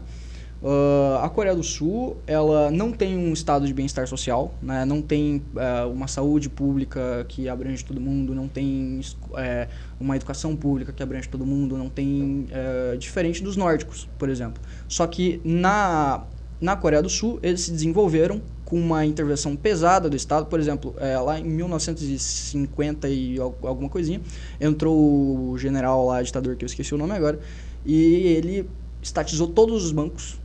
Então, todos os bancos da Coreia eram públicos. E através dali eles começaram, né, a política de substituição de importação, onde eles queriam exportar, começaram a desenvolver a indústria básica, depois foram para a indústria de transformação, transformaram uma economia extremamente industrial, etc. E eles se desenvolveram basicamente com pesada intervenção estatal. Já os nórdicos, por exemplo, eles têm um estado de bem-estar social grande, né? Eles gastam muito, eles têm pesados impostos, uma carga tributária extremamente alta, mas eles têm um mercado extremamente desregulado, né? São um dos países mais fáceis de fazer negócio, etc. Eles interferem muito pouco sobre a economia, tem poucas políticas industriais, e eles também deram certo. Então, tipo assim, o que é um Estado grande, sabe? Outra coisa que eu sempre bato muito é que o movimento liberal brasileiro, aliás, a direita como um todo, ela tentou arrumar fórmulas, sabe? Do tipo, o que é liberalismo? O liberalismo é privatizar tudo. O liberalismo é menos Estado. Generaliza, né? Isso, e não é, cara. O liberalismo, por exemplo, é uma corrente de 500 anos, mais de 500 anos, que tem diversos autores, em vários contextos históricos diferentes, e se você for tentar botar o liberalismo em algumas fórmulas, você sempre vai entrar em contradição. Por exemplo, o liberalismo é liberdade. Tá, então por que o Thomas Jefferson, que é um dos maiores liberais da história, também é um dos maiores senhores escravos da história? Você vai entrar em contradição, sabe? Só que você não tá vendo o contexto histórico. Naquela época, era uma economia escravagista, né? Então, tipo, se você critica o cara porque ele era um senhor de escravo, você vai estar entrando num anacronismo, né? Porque não faz sentido do ponto de vista daquela época. Sim. Entendeu? Então, cara, se você for ficar, liberalismo é livre mercado. Não tem uma taxação. Não tem uma definição. Não tem. É uma corrente filosófica com vários pensadores, sabe? Você tem pensadores mais à esquerda, tipo Keynes. O Keynes é um liberal. Você tem pensadores mais à direita, tipo Tocqueville. Se for falar de livre mercado, por exemplo, o Tocqueville, eu sempre dou esse exemplo, ele tinha uma certa desconfiança com a sociedade comércio, sabe? Tipo, ele não... Do Adam Smith, né? Que era mais ou menos naquela época que estava circulando. Ele não gostava muito dessa ideia, mas ele era um liberal político, né? Ele é um dos maiores defensores do federalismo, né? A galera busca muito ele para defender isso. Então, eu bato muito nessa questão também da fórmula, sabe? O MBL é um movimento liberal? Pode ser. Então quer dizer que o MBL é a favor de menos Estado? Depende. Talvez não. Entendi, ponto de vista. Lá no Nordeste, por exemplo, falta Estado. Eu acho que lá você tem que fazer uma política de intervenção do Estado mais pesado, políticas industriais para desenvolver o agro lá daquele setor. E para corrigir algumas coisas, Exato. né? A gente tem, eu acho que é um tema que é conveniente, que é o Pacto Federativo também, né? Que ele demonstra que ele premia a incapacidade, né? A ingerência. Isso eu acho horrível. E isso é explícito nos estados. Quando você pega lá o Nordeste, mas ele recebe a maior fatia para investir em educação. Às vezes uma fatia maior que Santa Catarina para investir em educação. E por que os números não aumentam? Sim. Talvez seja essa intervenção, que seja, talvez não é o Estado que está faltando, talvez ele esteja sobrando, né? Sobrando pessoas, sobrando gerentes, e cachorro tem mais de um dono, morre de fome, né? Sim. Eu acho que seja isso também, né? Eu não sei, né? Desculpa, pessoal, né? Mas inclusive do Pacto Federativo, o deputado que eu trabalhava antes, ele era autor do projeto da reforma do Pacto Federativo. Ele era deputado estadual, mas o deputado estadual ele pode propor a nível federal se ele conseguir aprovar... Não, ele tem que pautar o projeto, aí o projeto vai tramitar nas assembleias legislativas ao redor do Brasil, e se ele conseguir a aprovação da maioria, vai para o Congresso Nacional e começa a tramitar no Congresso Nacional. Então ele precisa de 14 aprovações. Tava em 10, se eu não me engano, quando eu saí, algo assim. Entendi. E aí começa a tramitar no Congresso Nacional, né? Só que o projeto dele não era da redistribuição de verba, né? Era sobre dar mais autonomia legislativa para os estados, né? Porque hoje os estados eles legislam muito pouco, né? Basicamente é orçamento e só, né? Então era basicamente para dar, por exemplo, para a gente poder legislar sobre alguma coisa de direito penal, alguma coisa de, sabe, poder legislar mais coisas, né? Claro. O Pacto Federativo, pessoal, a gente vai colocar depois no post aqui, você vai ver. Entra lá no Instagram, Nagunda_podcast, a gente vai colocar lá um mapinha mostrando como que o Pacto Federativo faz a distribuição dos impostos federais, que é essa legislação que a gente está falando, e acaba premiando, no meu ver, acredito que você deve concordar contigo, os indicadores ruins. Por exemplo, um estado que tem uma educação ruim, indicadores de educação ruim, ele recebe mais dinheiro. Sim. E se ele não melhora a educação, ele continua recebendo mais e mais dinheiro. Então... E parece fazer sentido, né? O primeiro ponto, ele tá ruim, então eu vou dar mais dinheiro para ele para ver se ele melhora.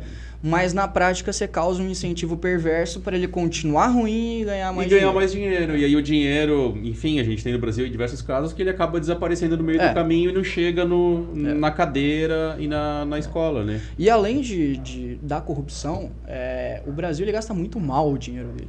Gasta muito mal, Muito mal. Cara. A gente entrou num debate aqui, foi mencionado a questão de você vender commodity para comprar produto final. Sim. Isso, eu sou do mercado de petróleo, né? Eu venho ali de derivados de petróleo e, cara... Não faz sentido. Não faz sentido a gente vender o barril ali e para depois comprar o triplo, quádruplo do preço o óleo limpo. Para poder fabricar um lubrificante, fabricar qualquer coisa. Aí é outro negócio que o movimento liberal, na minha opinião, falha também. Por exemplo, né? Você falar de Petrobras e aí agora privatiza que vai dar certo. Cara, eu acho que não. Eu acho que, pelo menos não agora. Porque eu acho que se for privatizar as refinarias hoje, você vai formar um monte de monopólio privado, porque você não tem infraestrutura de distribuição, você não tem gasoduto, oleoduto, essas coisas. E você vai formar um monte de monopólio privado. Por exemplo, privatizaram a refinaria lá da Bahia, e hoje a Bahia tem a gasolina mais cara do Brasil. Porque não tem, você não tem como competir com outras refinarias, porque você não tem muito... você não tem uma infraestrutura boa de distribuição, e acaba se tornando um monopólio regional ali, enfim. Então, cara, tá vendo? É um lugar onde o Estado precisa entrar, investir em infraestrutura para que a gente possa atingir um mercado competitivo para talvez lá na frente poder privatizar essas refinarias. Legal. Hoje não dá. Um ponto de vista interessante, bem interessante mesmo o seu ponto de vista sobre a Petrobras. Então é um negócio que eu bato muito, sabe? Essas tentativas definições e de enquadramentos, é bem complicado porque você mesmo. sempre vai entrar em contradição, sempre. E aí, cara, por exemplo, você tem... eu tava falando do Elias Jabbour, que é o cara que eu vou reagir essa semana. O Elias Jabbour, ele é um professor de economia da UFRJ, se eu não me engano. E ele é comunista. Ele é comunista, só que ele é um intelectual, né? Ele é um intelectual. Então, ele tá dentro da academia, ele produz pesquisa, então é um cara que entende muito, né? Entende muito do assunto. Aí ele foi debater com uma economista que é ligada à escola austríaca no Vilela, sabe Vilela? Sei. Cara, ela tomou um pau. Um dia eu vou chegar que nem o Vilela. Amém. Vamos estar aqui. Eu espero. A gente já tem um pouquinho de colorido, igual do Vilela. Ó. O Samuca foi lá, inclusive, né? Foi.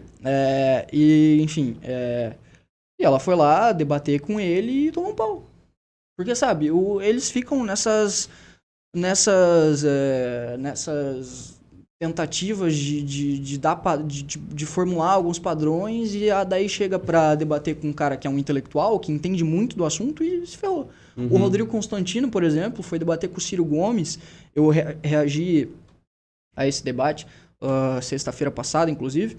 É um debate de bastante tempo atrás. O Constantino também é ligado à escola austríaca. E o Ciro, que nem é economista, né? Ele é formado em Direito, ele dá aula de Direito Constitucional, mas ele entende bastante de economia. Cara, ele também tomou um pau do Ciro. Porque ele ficava lá falando esses jargões liberais e etc. E ele tomou um pau. Não evoluiu, né? Ele tomou um pau. É isso que eu te falo e reforço, que de repente aquele viés ele tem que ser misturado, as ideias têm que ser misturado. Você não pode botar o cabresto. Não pode ser dogmático. É isso. E essa é a minha preocupação, quando eu falo do MBL ali, que eu fiz aquela colocação lá atrás. Pô, esse problema de ser jovens não vai gerar fanáticos, porque acaba... A gente tem lá pessoal que idolatra o Lula e o pessoal que gosta do Lula. Sim. Assim como tem o do Bolsonaro. Pessoas que idolatram e pessoas que seguem. Sim. E a maior parte deles segue porque eles são pessoas. Segue a pessoa dele.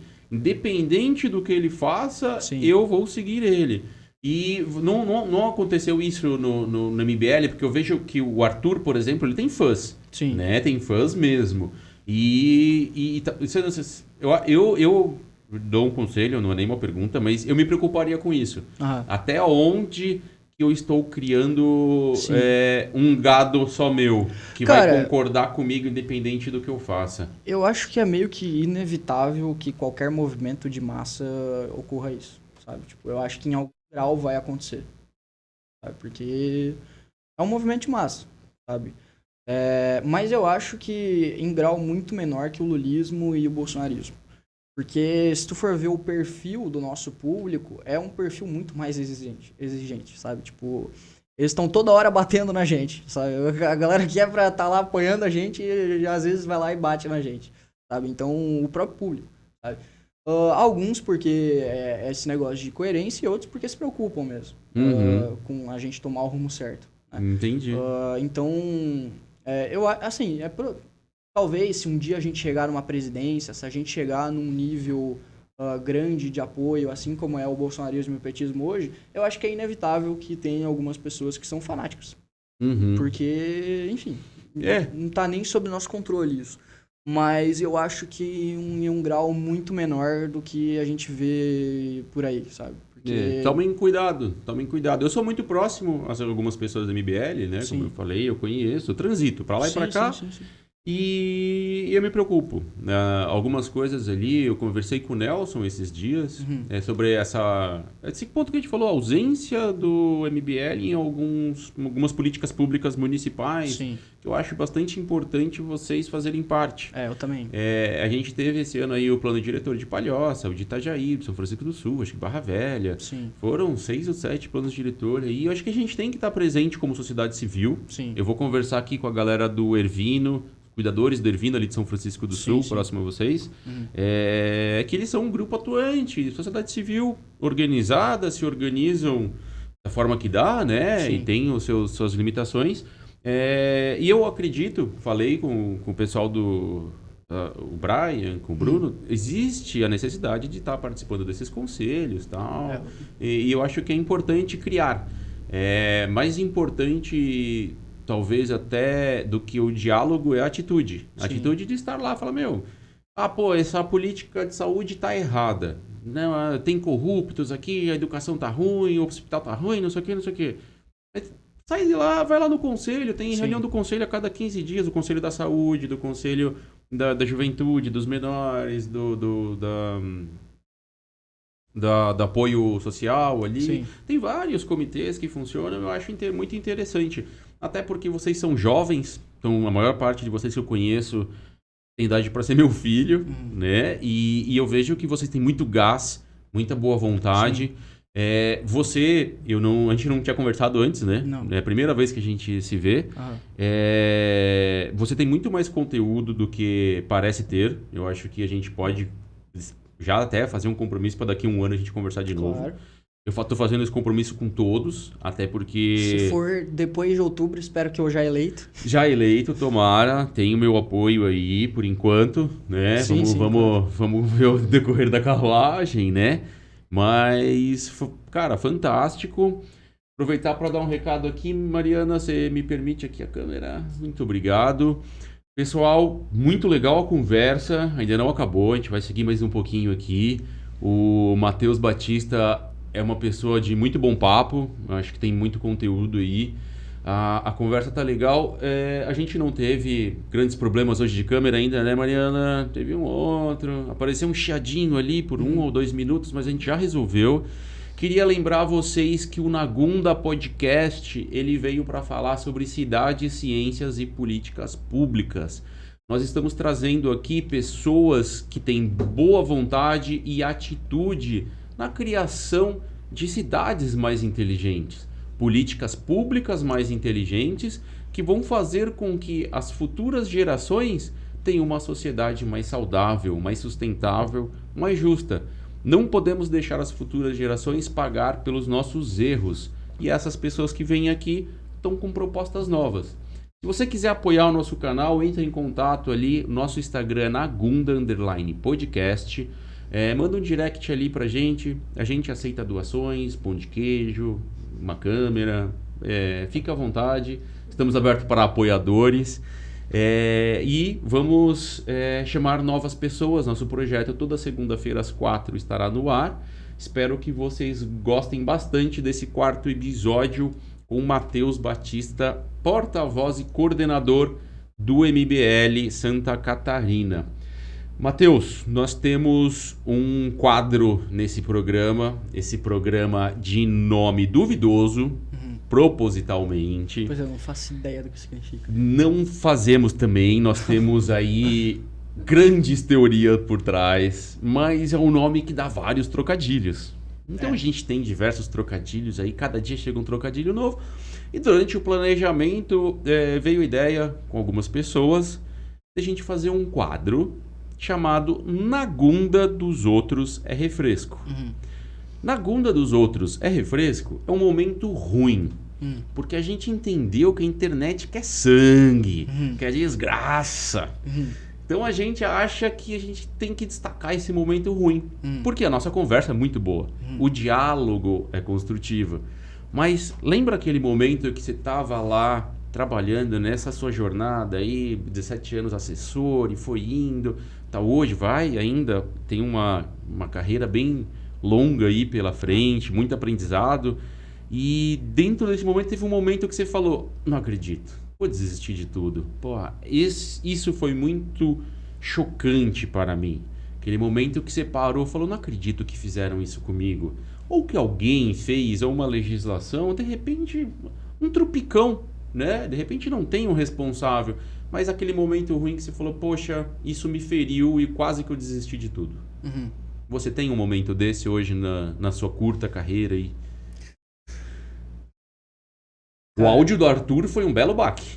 O áudio do Arthur foi um belo baque, mas não foi o áudio do Arthur foi meio que... Cara, foi engraçado que eu tava discutindo com um cara no Twitter, a gente já tava vindo de um momento ruim, que era o cancelamento do Kim lá por causa do negócio do nazismo, etc. Sim. E aí deu o áudio do Arthur e, cara, no dia seguinte do áudio do Arthur, o Arthur e o Renan, que estavam na Ucrânia, eles iam direto pra Floripa, porque a gente ia ter o congresso em Florianópolis. E a gente cancelou, o Kim já tava em Floripa, enfim, foi bem pesado, gritaceira, e a gente em reunião com o Renan, e foi pesado, mas eu acho que não foi... O momento na Gunda. Não. O momento na Gunda foi um dia que eu tava conversando com um assessor de um deputado estadual, que eu não vou falar quem que é, nem o assessor, nem o deputado estadual. E aí a gente tava falando, eu não lembro exatamente sobre o que a gente tava conversando. E aí eu falei sobre política com ideais. E ele começou a rachar o bico da minha cara. E era assessor de um politicão tradicional, assim, de Santa Tirando o Catarina. sarro. Tipo, cara, político com ideais, cara, tipo... Onde já se viu. Que isso, velho? Cara, naquela hora, assim, caiu uma ficha e eu falei, mano... Onde é que eu tô será me que eu sou- metendo? Será que eu sou tão ingênuo assim? Será que é impossível fazer política dessa forma, sabe? Naquela hora meio que deu uma baqueada ali. Putz. E eu fiquei assim, cara, eu fiquei meio pensativo, assim, meio reflexivo durante, sei lá, uma semana, assim. Até que passou. Passou. Passou. Porque talvez a nossa coerência, a nossa índole faz com que a gente passe por esses momentos. É. Eu tive um momento parecido, sabe? Pra ciência. Uhum. Vou até compartilhar. A gente teve aqui a experiência no município da audiência pública sobre o estudo de impacto de vizinhança. Uhum. Faz parte de uma política pública, do Estatuto das Cidades, Constituição Federal, zoneamento, plano diretor. Então, é uma questão bastante complexa e com muitas variáveis e bastante técnica. Uhum. E aí me chamaram como representante. Hoje a gente tem o movimento Salve Itajaí. Pessoal, segue lá no Instagram, Salve Itajaí. Que é um movimento de 7 associações de moradores de alguns bairros aqui da cidade, que luta por uma política urbana com melhor infraestrutura, enfim, digna da segunda economia do estado, que hoje é Itajaí. E o que aconteceu? Me colocaram lá, falaram, Rafa, você tem 10 minutos de fala na Câmara de Vereadores para colocar a ideia do estudo de impacto de vizinhança. E, de forma breve, o estudo de impacto de vizinhança ele avalia o empreendimento, uma área ou entorno, a infraestrutura urbana que tem, se ela suporta ou não aquele empreendimento. Porque não adianta você construir um prédio para, sei lá, 5 mil pessoas num postinho que só atende 50 pessoas. Sim. Porque você vai ter um problema de infraestrutura de saúde. Sim. Você não tem coleta de esgoto, não tem calçada, estacionamento e por aí vai. É a infraestrutura urbana em si. E eu fui lá, falei, poxa, eu vou, como cientista, vou levar informações. Vou defender uma hipótese, vou mostrar. Liguei lá para a SDR, conversei com a SDR, conversei com a Lincoln Institute, que fez todo o treinamento do Concidades, do Estatuto da Cidade. Conversei com pessoas, fui lá, fiz uma baita apresentação técnica. Cagaram pra mim. Cagaram pra mim. E aí eu falei, poxa, não serviu de nada. Eu falei, pô, por que eu tenho 4 diplomas aí, 3 diplomas pra nada? Sim. Pra vir o vereador e tomar atitude num achismo, Sim. sem ideais, sem Sim. ciência. Então é um momento bem parecido que a gente teve, tipo, ideais. Imagina que eu vou ter ideais. Sim. Foi o que eu senti lá. Imagina que eu vou ouvir a ciência. Né? E hoje, tem algumas discussões aqui na cidade a ponto deles quererem construir na beira-mar da Itareia, assim, ó. Tipo, tirando agora, teve um fato numa reunião do plano diretor que queriam construir no Moles. O que a gente pode construir aí? O que a gente pode construir? Porque Em cima do... a construção, o setor imobiliário aqui de construção, ele é muito forte. Ele é muito forte. A gente tem grandes... Pra essa área aqui é bem forte, do Vale, né? Grandes escândalos. Você vê, por exemplo, o presidente do Sinduscom, na última, ele apoiou o presidente da Câmara de Vereadores para ser deputado. Então, você pega as doações dos Morastones, tem lá secretário de urbanismo, a mulher dele, auxiliar dele. Então você vê que são os cabides de emprego. Sim. E isso acontece muito aqui. Até a gente teve no final do ano uma demissão em massa, né? Uma exoneração, porque são públicos, uma exoneração de quase 100 cargos, porque o prefeito rachou com alguns partidos políticos, de briga de governabilidade, como eles dizem. Então, 100 pessoas perderam emprego. Essas 100 pessoas que perderam o emprego porque brigou com 3 vereadores, então isso significa que cada vereador tem 33 comissionados dentro da prefeitura. Alguma coisa está errada, né? E esse jeito de política sem ideais, sem uma estratégia, sem ciência, isso que é o que mais me motivou a criar esse programa aqui. Porque você conta a sua experiência. O Alex veio, acho que vocês são contraditórios, ele é do PSOL, né? Eu acho que vocês devem ter vieses contraditórios, pelo que eu sei dos partidos, enfim. Mas ele veio, a gente debateu várias ideias, a gente combina com algumas coisas, assim como eu combino com você. Vai vir a Aline Aranha também, que é uma vereadora da causa animal aqui, a gente vai conversar com várias pessoas. E eu vejo que a coerência e a boa vontade é o que mais faltam na gestão pública. Sim. E eu acho que essa coerência e boa vontade, ela tem que estar alicerçada na ciência. Sim. Você não faz uma política pública, uma política econômica, porque você acha. Né? Você não vai aumentar o salário mínimo na carimbada. Sim. Você não vai diminuir a inflação na canetada. Sim. Isso não funciona. Sim. A ciência prova isso. A economia é uma ciência. Tem metodologias. Você tem ela aplicada ali para você desmembrar cálculos e contas e coeficientes e fazer todo esse mundo girar. Né? A gente vai ter no próximo episódio um bate-papo sobre investimentos financeiros, sobre bolsa de valores, toda essa parte de imobiliários, né? De investimentos mobiliários, na verdade, né? Não aí. E isso é conturbado hoje isso no governo. E aí vem uma pergunta que eu faço para você, que eu vi ali nas eleições de vocês, nas campanhas. Fundo partidário. Vocês falam que vocês não usam fundo partidário. Isso eu acredito que seja verdade, até porque é bem fácil de constatar. Né? Os candidatos do MBL são contra o fundo partidário. Sim. Isso não é uma pedra no sapato para vocês? Então, a gente era. Era? Cara, claro, a gente não vai impor que os nossos candidatos utilizem fundo partidário. Você está dizendo fundo partidário ou eleitoral? O fundo eleitoral. O eleitoral. A gente era contra o fundo eleitoral. Essa era a posição do MBL, de não usar. Mas já tinha muitas pessoas importantes dentro do movimento há muito tempo. Isso a gente falava, porque a gente tem o MBL News. E o MBL News, basicamente, é ali onde a gente até discute algumas coisas que a gente vai fazer, sabe? Coisas que era pra estar nos bastidores, a gente faz em público pra nossa militância numa live no YouTube.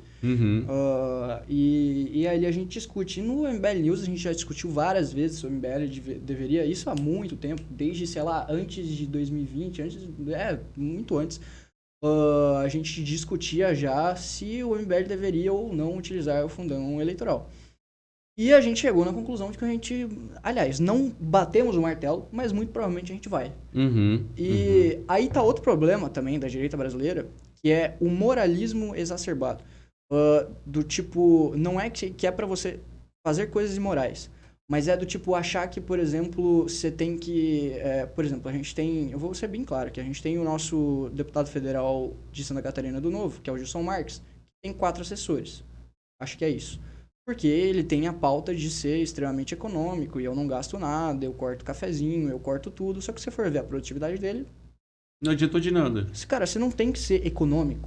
Tem que ser produtivo. Produtivo, exatamente. Fazer jus ao custo que você dá à sociedade. Exato. Cara, se tu for ver o Kim não é o deputado mais econômico da Câmara, mas ele é o deputado mais produtivo da Câmara. É um cara que no primeiro mandato dele, que foi eleito com 23 anos, ou 22, ele aprovou 8 projetos de lei e mais de 60 relatórios. Cara, é de longe o deputado mais produtivo da Câmara. E, cara, e ele não fez isso tendo 4 assessores e cortando cafezinho. Agora, claro, ele não vai usar o auxílio moradia, porque ele acha errado. Ele, Sim, inclusive, doa 20% do salário dele, não usa o imóvel funcional, etc. Agora, ele também não vai ficar, ai, olha aqui, eu não uso papel higiênico na Câmara porque eu tenho que economizar, sabe? Então, isso aconteceu com o fundão eleitoral também. E assim, muita gente do MBL mesmo tá vindo com um discurso mais pragmático da coisa do fundão eleitoral. Do tipo, cara, se a gente quer tirar esse monte de gente ruim que tá aí na política, a gente tem que usar o fundão eleitoral porque não dá pra disputar com eles tendo pouca grana. E infelizmente política se faz com grana. Cara, eu, além do ponto de vista pragmático, eu vou dar do ponto de vista moral também. Eu não acho que é errado. Cara, como eu disse, política se faz com dinheiro. Você pode discutir a quantidade de dinheiro que você está botando no fundo eleitoral. Isso ok. Muito isso alto, né? Isso é muito alto. Isso a gente pode discutir, ok, e eu concordo que seja alto. Agora, eu acho que tem que ter financiamento público. Eu acho que é uma forma de financiamento do regime representativo. Eu conversei isso com o Alex, talvez não tenha nem ido pro ar, mas ele falou, cara, tem pessoas que não têm realmente condição. Ele até falou, você, se sair para um cargo público, você tem condição? Eu falei, cara, depende. Se for para gastar 1 milhão, que nem a vereadora gastou na última eleição, não para deputado, porra, 1 milhão para fazer 15 mil votos, eu não vou. Mas, pô, de repente, 5 mil, quanto é que custa um adesivinho aqui, né? Enfim. Mas eu entendo, assim, porque tem pessoas... Né, eu vim de São Paulo ali, eu brinco que eu vim da quebrada, e não sei o que, não foi de quebrada tanto assim. Mas eu venho lá da quebrada, você vê que tem pessoas que têm intenção, têm boa vontade, tem conhecimento, só que daí vai chegar nessa eleição, vai ser engolido por alguém que coloca o talão de cheque. Que tem um financiador. Pau! A gente tem muita preocupação, eu tenho muita preocupação nisso agora, principalmente para a próxima eleição, porque é uma eleição decisiva. Em 2024 a gente vai ter aí 10 anos de plano diretor. Provavelmente o plano diretor ele vai ser aprovado só lá em 24. Então soltam as bombas, daí vem pessoa nova. E a gente sofre muito com legislações erradas lá atrás. E aí, enfim, o dinheiro acaba... Eu tenho meus pés atrás contra o fundo eleitoral. Eu acho ele bem imoral perante a realidade da população.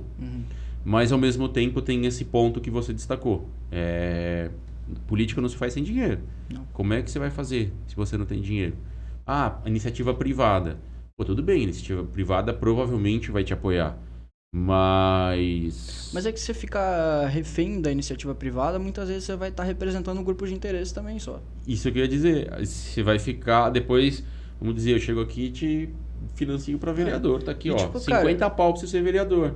Daí na hora que tem a legislação lá, eu vou te ligar. Falei, e aí? Sim. E os 50 pau que eu te dei? E tipo, cara, por exemplo, hoje eu vejo tem um problema muito grande no Brasil hoje, que é, por exemplo, a galera que é... Isso parece até discurso do PSOL, mas os banqueiros. Eu acho que os banqueiros... Parece um discurso do PSOL. Eu acho que os banqueiros são um enorme problema no Brasil hoje. Eles dominam. E parece discurso do PSOL, mas é engraçado que se você for ver quem financia o PSOL são justamente os banqueiros, mas enfim. E eles formam lobbies, eles têm um poder imenso sobre a política econômica do Brasil e etc. E eu acho um problema absurdo, tanto é que se for ver, cara, a gente, dos 10 bancos mais lucrativos do mundo, se eu não me engano, 4 são brasileiros. Num país onde a renda per capita é ridículo. Tipo assim, é ridículo. Então, não faz sentido. Não faz sentido. Eu tenho até 2 projetos de lei, que eu até quero já deixar as claras aqui. Eu falei dele com o pessoal do IMA, um deles. Mas são 2 vieses diferentes. Um para comissionados e um para salário. Para mim, deveria existir um ajuste onde o cargo eleito ele deveria responder referente à média de ganhos da população. Estabelece um coeficiente para não ter essa disparidade. Em Itajaí, Entendi. 45% das pessoas recebem 2 salários mínimos. A média da população é 3 salários mínimos. Dá mais ou menos R$3.050. E o vereador ele ganha hoje, sem desconto, né? O bruto vai dar 12, mais assessores. Pô, então quer dizer que ele está ganhando 4 vezes mais que a média da população, mas não que a maioria ele está ganhando 6 vezes a mais. Aham. Por que você não baliza isso numa lei? Fala, ó, vereadores de 2024, talvez não possa, talvez, mas eu coloco para você como vereador depois pensar nisso. Porque o vereador, ele é uma das pessoas do legislativo ali, fiscalização, mas ele é uma das pessoas que abre porta para as empresas, ele cuida da sociedade, e ele recebendo a mesma coisa que a sociedade vai tornar isso mais justo e talvez os vereadores falam, não é o dinheiro que me move, são meus ideais, né? Sim. Talvez ele vai batalhar para que a população tenha um aumento de salário. Gera um incentivo. Gera um incentivo. E esse desconto de valor que você vai ter em Itajaí, vamos dizer, de 12 no bruto para 3,5 que vai ser, você tem aí um desconto de 8 conto que você pode pegar de 17 cadeiras e investir isso em saúde, educação, mobilidade e qualquer outra coisa. Parece fazer sentido. Faz sentido. Eu não sei se federal, né, na hierarquia, isso consegue descer e passar. Eu tenho certeza que não passa pela votação, porque eles aumentam o salário em vez de diminuir. Né? A gente teve... Tá aí um negócio histórico que o MBL conseguiu fazer. A gente Esse- conseguiu diminuir o salário de deputado. Esse final de ano aí foi complicado, né? A gente teve aí aumento do judiciário, teve vários aumentos 46 aí. mil. E o outro para comissionados. Falei aqui pro Ima, pô, por que o comissionado que tem o poder da caneta, que nem todo comissionado tem o poder da caneta, mas o secretário, ele tem o poder da caneta. Emissão de alvará, emissão de licença ambiental. Então ele tem o poder da caneta. Muitas vezes foi o que o Jorginho Melo fez agora. Ele colocou o Nelson, que é diretor do Camelódromo, como diretor de meio ambiente do Estado, lá, Secretaria de Meio Ambiente do Estado. Do IMA, né? Como é que aprovou a capacidade técnica deles? Sim. Então eu coloquei pro Wagner aqui, pô, você é governador? Você quer escolher secretário de meio ambiente? Tá aqui, ó, no último concurso público, os 50 primeiros, escolhe qualquer um aí. Porque aí você comprova a capacidade, Sim. você consegue comprovar que, não só que ele é meu chapa de confiança aqui, cargo Sim, de sim. confiança literalmente. E a gente começa a reduzir os jeitinhos que dá. O jeitinho, ó, tá aqui, ó, o jeitinho brasileiro, né? Sim. Tá um jeitinho aqui, ó. Porque muitas vezes esses secretários, no caso do município, né? Eles acabam liberando coisas que foi o que aconteceu lá em 2009 que eu citei no começo. Licenças, 3 licenças no mesmo dia com 3 Sim. servidores diferentes oferecendo para a mesma pessoa. Então começa a ter várias brechas. Então eu já deixo a sugestão aí para o MBL. Né? Parece fazer Depois sentido, tem alguma coisa por escrito ali, a gente pode conversar. Mas eu acho que é isso. Acho que a gente chegou no nosso tempo aí. Estamos beirando 1h50 já de gravação de programa. Foi um programa mais extenso até agora. Foi um bate-papo bem legal. Bacana. Da hora. Batista, tenho o maior prazer de te receber aqui. Eu que agradeço. Queria deixar o microfone aberto para você se despedir do pessoal. Se tiver mais algum recado. Votar em Danilo Gentili 2026. Deixar suas redes sociais. Fica à vontade. Sua câmera é essa daqui, ó. Bom, eu acho que merchan do Congresso não vai dar pra fazer porque vai sair quando o Vai Congresso sair no dia do acontecendo. Congresso. Mas, cara, o MBL Santa Catarina tem uma batalha bem longa pela frente, que é a gente conseguir se estruturar mais no estado inteiro. Sobre a pauta municipal, as pautas locais, que a gente tem que se envolver mais definitivamente, isso é falta de estrutura também, porque como a gente é formado por voluntários, a gente acaba investindo muito tempo em conjunturas nacionais, do contexto político nacional, e acaba sobrando muito pouco tempo para a gente investir nas pautas regionais. E talvez quando a gente tiver mais estrutura, a gente vai conseguir fazer isso, principalmente elegendo vereadores, obviamente, o que vai acontecer em 2024. E a partir disso a gente vai conseguir... Cara, a gente vai conseguir fazer muito barulho regional, velho. Muito barulho, porque quando o MBL entra, a gente faz barulho, velho. E a gente faz a diferença lá dentro. O Kim tá sozinho dentre 513 e ele conseguiu barrar um monte de projeto que que o Bolsonaro se uniu com o PT para passar, por exemplo, a PEC da impunidade, e ele conseguiu barrar praticamente sozinho, né? Então o MBL, quando ele tá lá dentro, ele faz. E em 2024, quando a gente entrar, a gente vai fazer também. Então, cara, a gente precisa da ajuda de vocês, velho. A gente precisa da ajuda de vocês, porque, como eu disse, a gente é voluntário. Seja para ajudar financeiramente, ou seja para ajudar com mão de obra mesmo, né? A gente tem diversos memeiros voluntários, a gente tem a gente tem muita gente que faz coisa de maneira voluntária, né? e gente que ajuda financeiramente também, que é um grande problema hoje. A gente tem um déficit no escritório, né, que a gente tem o caixa ali, a gente vai conseguindo pagar com caixa, mas se a gente não consegue levantar a grana, simplesmente o escritório vai fechar, né? E então, se a ajuda financeira também, claro, é sempre bem-vinda. E, cara, em rede social, meu arroba já fui ali na tela, é Batista MBL em todas as redes sociais. Eu tô focando o máximo que eu puder hoje no YouTube também, é o meu maior foco hoje. Tô fazendo as lives, tá saindo os cortes das lives. E o meu foco total hoje é lá. Eu tô há 2 semanas e pouquinho, no momento agora, fazendo live. Quando sair já vai estar mais de um mês. E, enfim, se puder seguir lá também, é Matheus Batista. E é isso. Agradeço demais a oportunidade. Foi muito bom. Que e quando legal. puder voltar, eu tô aí já também. Temos um compromisso daqui a um ano já. Pode ser. Daqui a um ano nós temos um compromisso. E bacana, Danilo Gentili em 2026, então. Partido MBL e Danilo Gentili em 2026. É isso. Olha, hoje eu votaria no Danilo Gentili. Hoje eu votaria no Danilo Gentili, sem sombra de dúvidas. E meu candidato, por enquanto, até 2026. Tem ainda uma boa caminhada até lá. Dá pra fazer muita cagada até lá. Dá pra fazer muita cagada. Mas estamos junto nessa. Eu apoio boas ideias. Se Danilo, se você vier com boas ideias, se tiver candidatos em Itajaí também, na região. Se tem boas ideias e boa vontade, cara, vambora. Pessoal, muito obrigado pela atenção. Estamos no 4º episódio com Matheus Batista do MBL, porta-voz e coordenador aqui de Santa Catarina. Foi um prazer conversar. Eu acho que vocês devem ter gostado desse bate-papo também. Mariana está aqui com a gente. Tudo bem, Mariana? Foi legal? Podemos encerrar? Então tá bom, pessoal. No próximo episódio, provavelmente, iremos conversar com Thiago Alves Cordeiro. Ele trabalha como corretor de investimentos, bolsa de valores, essas coisas de mercado. Aí a gente vai tentar entender um pouquinho mais, porque isso faz parte de Cidades, Ciências e Política. Lembrando, Nagunda Podcast é um projeto emergente, de baixo custo, que visa trazer argumentos científicos para a criação de novos cidadãos. Cidadãos que vão criar cidades e políticas públicas mais inteligentes.